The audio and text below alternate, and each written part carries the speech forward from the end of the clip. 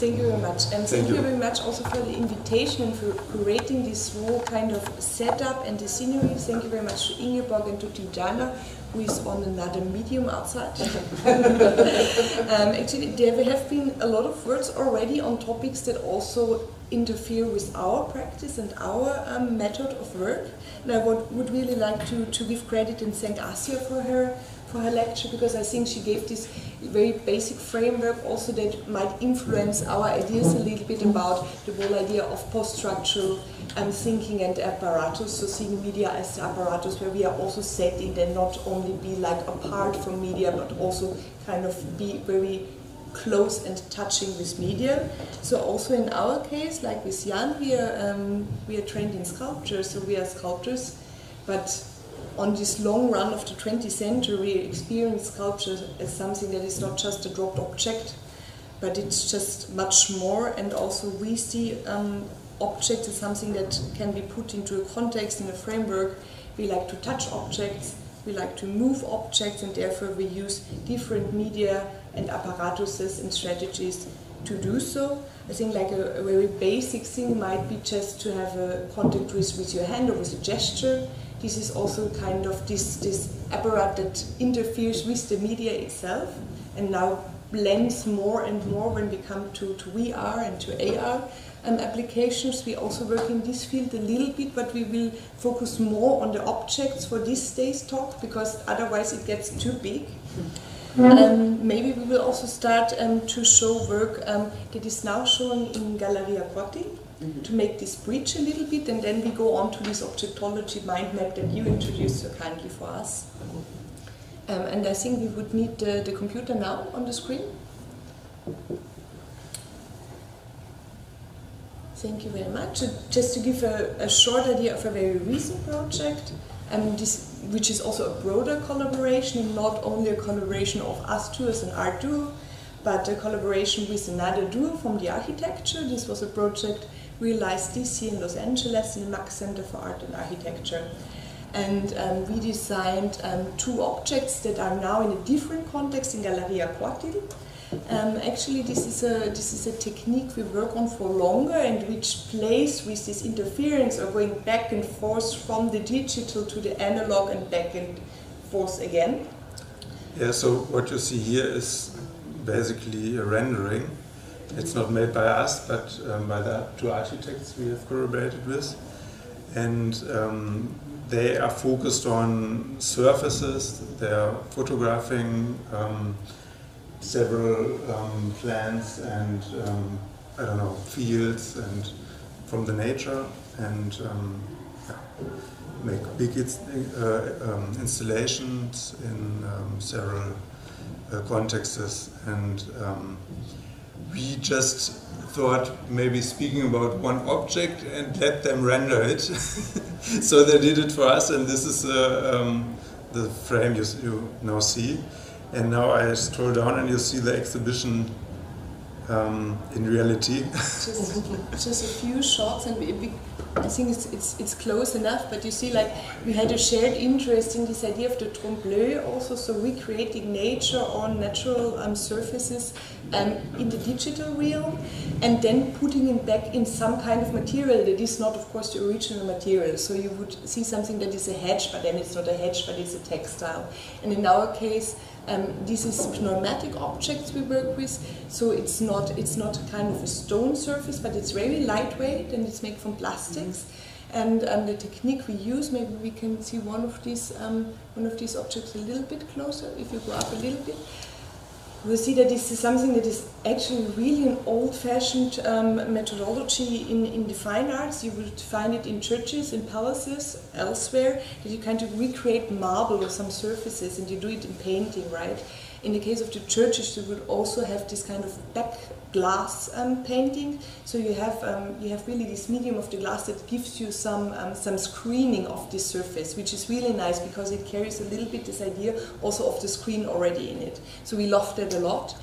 And then what we also like, as we do film and animation mostly, we like to kind of grasp this idea of animation in the object itself. So this is a little bit hard to tell you now because we don't have the object here to see it. but on the surface there's also one medium painted on it that gives animation to the surface, which is a kind of iridescent layer. So if you move around, you would have some color change on the object itself without using any additional apparatus, medium, film camera, etc., etc. So you have it like on the natural look. So we like that a lot. I say something to the context really shortly because contexts are very variable, and we try to really work on the spots where we invited for shows or where there is a new creation for a piece, etc., etc. In case of Los Angeles, we used the narrative of the Victor Gruen text from the 70s. I don't know if you're familiar a little bit. Victor Gruen, he was one architect and planner from Austria originally, a socialist and a Jew. He had to flee from the Nazi regime, and then he became really big in the US because he is named to be the developer of the shopping mall. So really strange character because he was very engaged in environmentalism at this time and very critical about urban planning. On the same hand, he developed the shopping mall, so it's a kind of contradiction in this kind of biography. And what is funny also is that before he left Vienna, he was working for cabarets, for example. He was writing satirical texts, and we used as a voiceover scenery for the set you have seen here from this show. We used texts from a satirical urban planning text, which was called The Cosmic Commissioner. And the Cosmic Commissioner, I mean, it's like an alien from outer space visiting the Earth, and yeah, it's looking around, especially in Los Angeles. Huh? Yeah, and he's meeting urban planners, architects, environmentalists, also people from state ministries and also from the army and so on. And he's treating like every life form the same way. So there is no hierarchy in being human, being planned, whatever. He's just curious what is going on, and he recognizes that human beings are kind of a strange thing here on planet Terra. And he tries to interrogate to all these people, hey, what are you doing to your environment and to your surrounding?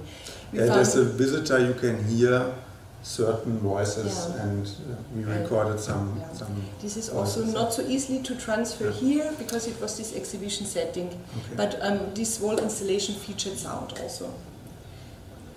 Maybe so this was a really recent work. Maybe we go to this kind of mind map to see a little bit. I think we need the screen again, please, to see a little bit where these forms or where these shapes also derive from. Markus, you maybe want to, maybe we will make that a little bit larger. So this is an archive we are working with now for over 15 years, I would say. Originally, those plastic cups and pieces that we are collecting now, also for this long time. Is it good? You will find them everywhere, you know, they reflect in every kind of work.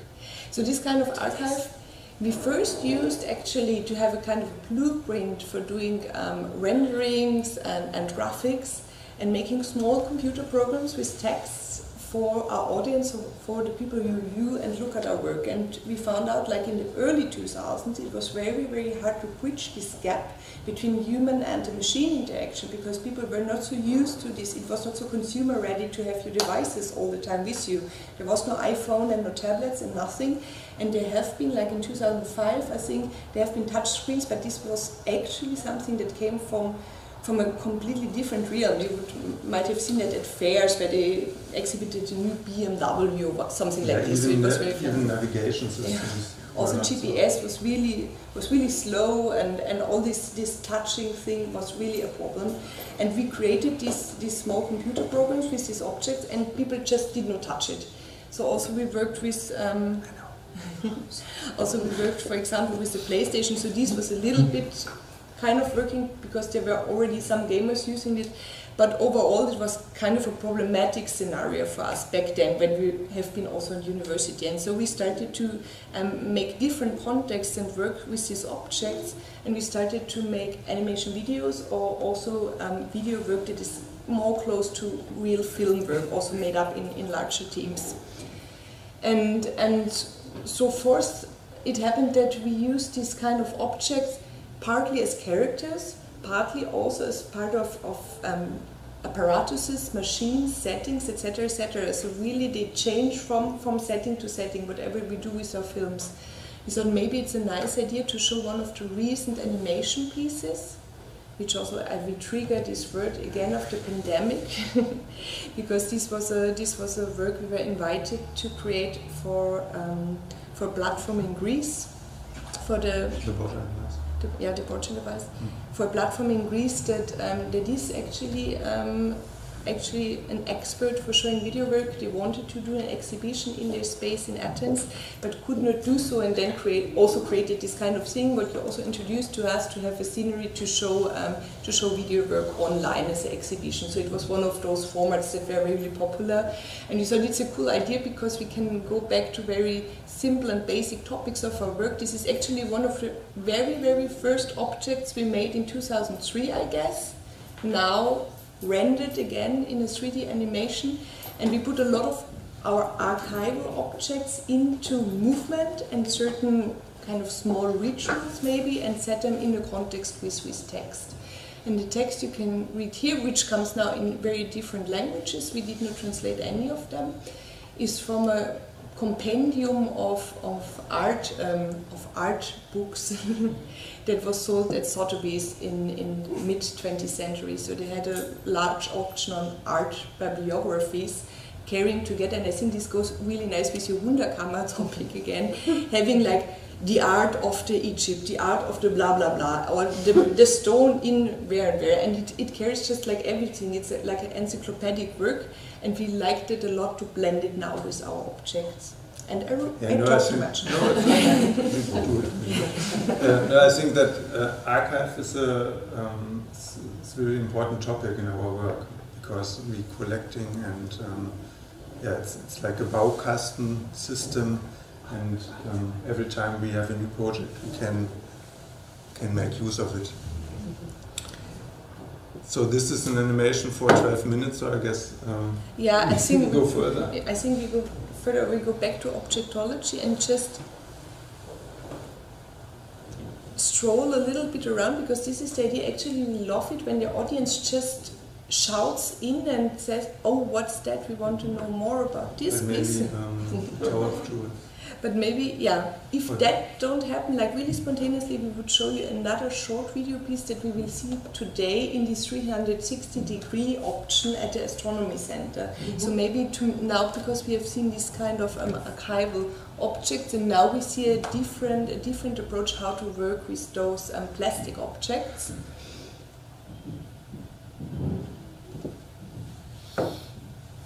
It's all about the speed.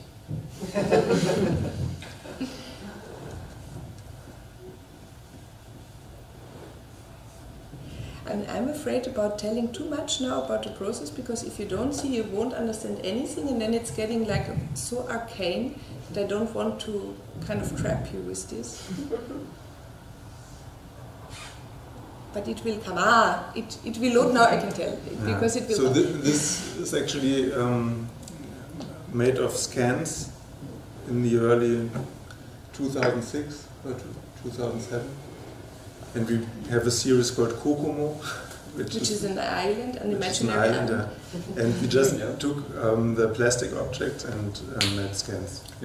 It's a little bit more like a digital photogram, so to say, because it's bulky and because it has a body. When you scan it, you have this kind of depth, because you don't only have the surface layer on the scan, but you see a little bit of the space below. So, and then we make arrangements which are like island-like, or these very circular arrangements, and also the sound. So you will see a movement now of these circular structures, and what you will hear, the raw sound is also created by the objects, because we scratch them. So it was this earlier attempts to do something like an ASMR sound, and to have this kind of feeling that is very uncanny and not so nice for most of the people.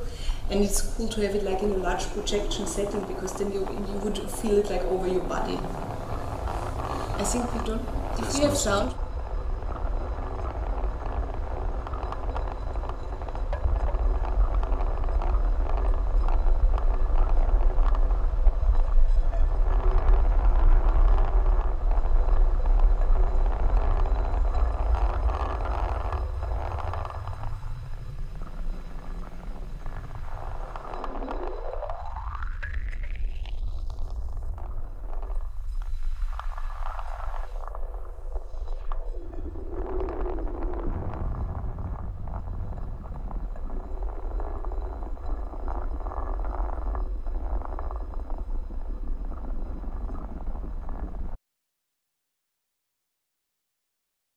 dome shape then. It was also actually originally developed for kind of a dome setting, so this is why it fits very nice. And you see something that is more like in the economic realm of these art pieces. And like this year, we also minted one of these formatations as NFTs, so this was our first NFT work we did. We were very skeptical about it because we had a lot of invitations from several platforms to do so, and we had the feeling that in most cases, if the galleries or the platform ask you for the NFT, it's a kind of a reproduction of things that you have here, right? So they ask you, so can you please make like a GIF out of this, or can you make a video piece out of this, or can you just make a JPEG out of this, things that exist. And of course, there's a whole community of people that develop for NFTs, which is super fine. But for people that are not like completely into this, it's strange to kind of transfer work into a medium that you don't work with. So our decision was to kind of think about it also in a conceptual way, about this idea of the market and the idea of the minting. What does minting mean? So minting is a process we know in physical work because it's how coins are produced. And we said like, okay, we go back this whole cultural, historical episodes of the coin production, and we mint really coins out of our work. So our work becomes a kind of a currency, and then but we set a certain framework for the economic standard or the economic relations. And so we have a series of GIFs, like of these running circles of our objects. But they are priced in very different taxonomies because we named them after historical coins from the European antiquity up to like early modernism, so to say. So we have these coins that are usually more related to their really also metal value, but of course they set free really early because beside of the gold medals that are really have the gold price, it's more like a imaginary price system because you just state so and you make it a currency. And we also have something that is really nice, and I close with this. We have one piece that is called a Gusskönig. I cannot really transfer it. It's a kind of a barrel, and it's the leftover when you do your coin series. You know, you have your metal, which is a kind of a stick, and then you make your coins, and then you have one piece like with the cookie dough. You know, you always have this last piece, and it's too large. You cannot have two cookies, and then you have a large cookie. And this was the most expensive piece then. Yeah, I mean the starting point was because the Rudolfinum in Carinthia, it's renovated. Which is a kind of Habsburgian museum collection. And they have a numismatic department now. Yeah. And for them we developed. Yeah, actually it was already in collaboration with the museum and with the numismatics collection to kind of end up their numismatics collection with the NFT now. So they will have all their coins from antiquity on, and then they will have some screens with our work to end up this collection, which makes sense for us because then we have a context where it makes sense. It's not just, you know, burning energy down. So, which was a nice end of the talk. Okay.